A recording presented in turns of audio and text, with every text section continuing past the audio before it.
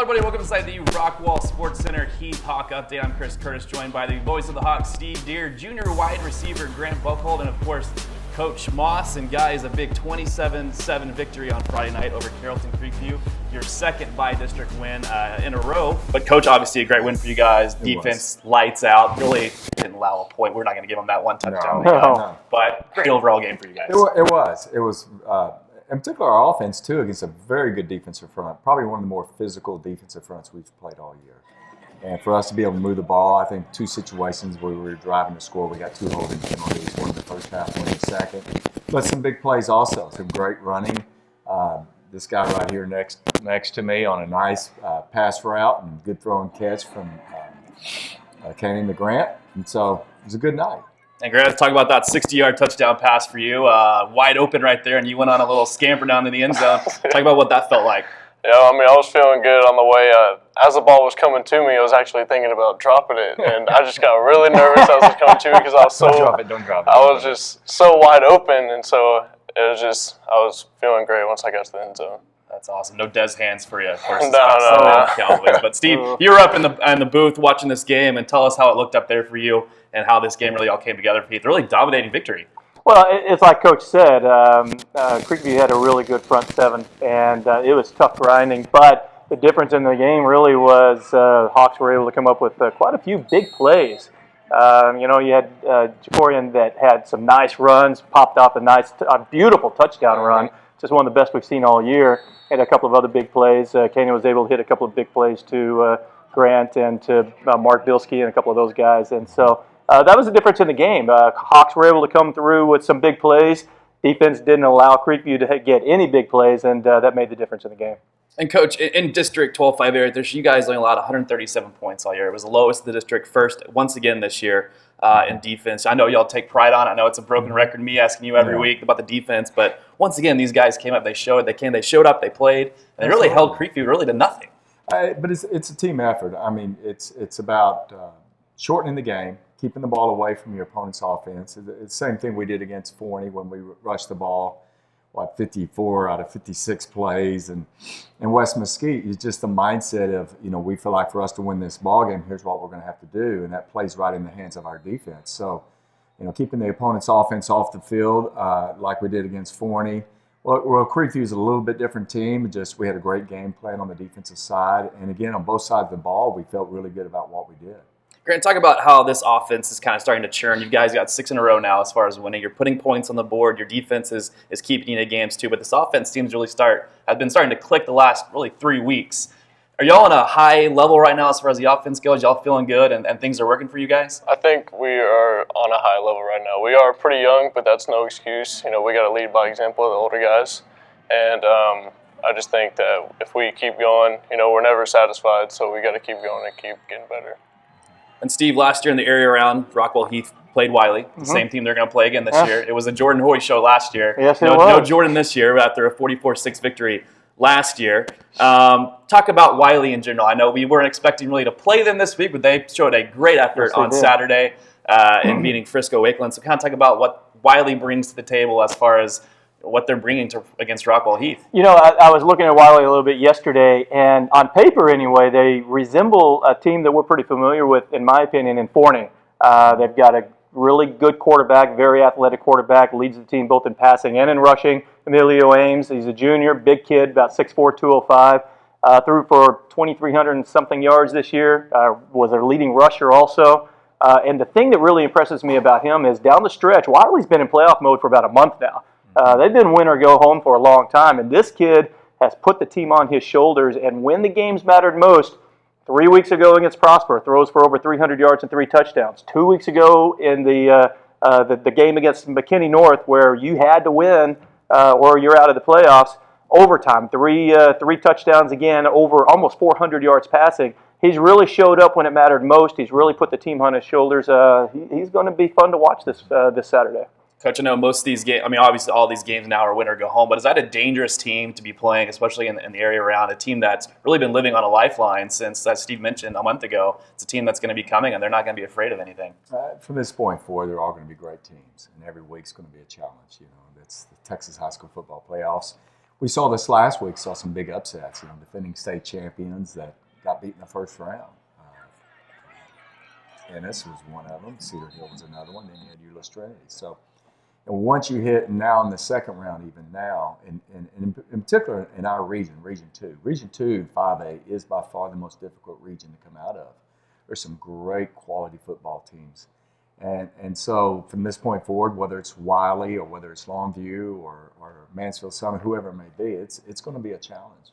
Grant, do you think they're going to bring the kitchen sink essentially at you guys? Know they're going to have a little revenge on their minds after last year. Y'all embarrassed them pretty good and really dominated that football game. So you think they're going to come out with all hands on deck against you guys? Yes, I think they're going to come out with pretty good intensity, but we got to come out with more intensity and we got to be more physical and just come out better than them. Start off the game strong. Absolutely. Steve, you mentioned that Wylie is really a dangerous team. They've been playing, win or go home.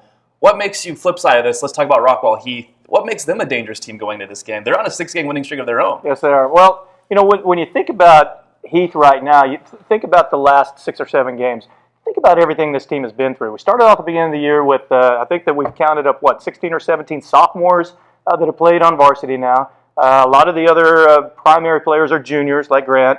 The latter part of this year, they've been through monsoons, they've been through triple overtime games, they've been through a lot of road games, they've overcome injuries. This is a team that's overcome a lot of adversities, had a lot of battle scars, so to speak, and so they're battle hardened too. So you've got 2 teams going on Saturday now, that Wylie, that's been in playoff mode for a while now, Heath, that has grown up a lot because of the adversity that they faced in the second half of the season.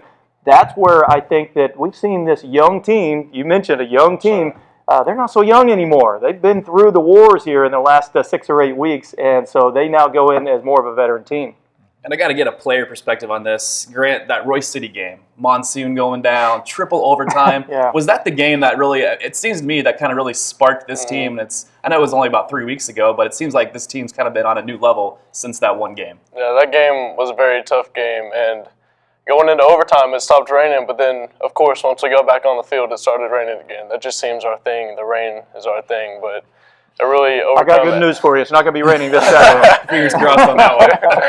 Yeah, but the adversity that we have overcome has been great. It's been good. And Coach, you and I talked back in August. Seems like forever ago. We talked about how young this team was, and you told me, quote, "This team's going to be dangerous." Mm-hmm.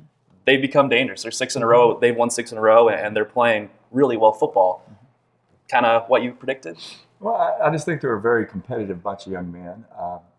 They give an all-out effort at practice. They've got a football IQ that's pretty high. I mean, what they lack in experience, I think the effort and the intensity and just their willingness to learn have made up for a lot. And there's some playmakers out there. And don't forget our senior leadership either. I mean, we've got some really good senior football players that have been stepping up. Yeah. I know they at times been hearing all this youth, but, I couldn't imagine what it would be like without those guys providing leadership for us and the effort that they've gave. Guys that have stepped up in the offensive line as seniors, Trent Podolesky and Devil Himmelheimer, Tyler McAllister and then Corey Wilkerson, Zach Dobbins, and those guys. It's still their team. And, if you take those critical pieces out of there, boy, we'd really be struggling. But at the same time, the depth from our youth that they've brought to our team and just the energy at practice has been really good for us. I've always felt like we have the opportunity to be a really good football team, and that's what we're doing right now. The kids are really doing a great job.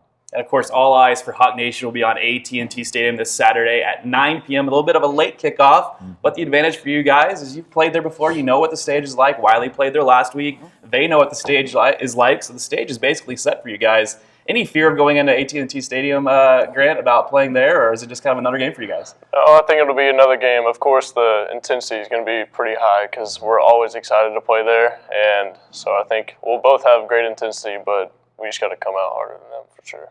The only benefit of Steve, we had to put you way, way, way up in the corner up there. Yeah, I am way up there. I do want to say one thing. Wylie is known for bringing a rabid fan base. They support their team, and so I want to challenge Hawk Nation. Come out and support your team too. We got to show up here too. We don't want all the noise and all the excitement and all the energy to be on the other sideline on Saturday night. Grant, go ahead and make your case here. What would you like to see with your fan base? I know Coach is going to get his hair red if y'all win state. That's already the big benefit of the day right there. But we want to see those fans bring out on Saturday. Yeah, we got Coach Moss getting his hair red and Tyler McAllister shaving Coach Dominguez's head. Oh, yeah. State. That'll be good. So our fan base needs to be big. We need to have everyone there, and I challenge everyone to come out and watch us play. Coach, any final thoughts about this Saturday, 9 o'clock, late kickoff for you guys? No, it's great to be playing in AT&T Stadium, and I think, just to get admittance into that stadium, if you're going to take a tour, it would cost you a lot more money than Oh, a yeah, $10 ticket. The thing about a $10 ticket is there's going to be a lot of games on Saturday at AT&T. That's right. So you could come out and watch several football games, have a day of football, fill up on their endless popcorn bucket, There you go. and just watch the Hawks get after it. So we're going to see you up there for No, y'all's no. game and some Oh, popcorn, no, no? no. Okay, I'll be sweating in the tunnel, hopefully. There you go. And of course, I want to give a shout out to Coach Jenkins. She got her first victory in girls basketball this past weekend over Mesquite. Big victory for her. And also want to mention the wrestling team has a big 16 team tournament this weekend. They're getting started now as winter comes along. But of course, all eyes are on football in the area around for Rockwall-Heath. They face Wylie 9 p.m. at AT&T Stadium. Guys, any final thoughts? Steve, we'll start with you. I asked Grant a minute ago. Grant, of course, plays on the basketball team, too. I asked him, you ready for basketball season? And he said, nope, I want this football season to go a few more weeks. So let's keep it rolling. Grant? Yep, and I'm just trying to keep going in this season. I don't want to stop playing football yet. At an all-time high on offense, so, I'm feeling pretty good. And our defense keeps stopping them, so I just want to keep going really bad. All-time high, Coach, feeding the ball. Yeah. Hey, let's get them open.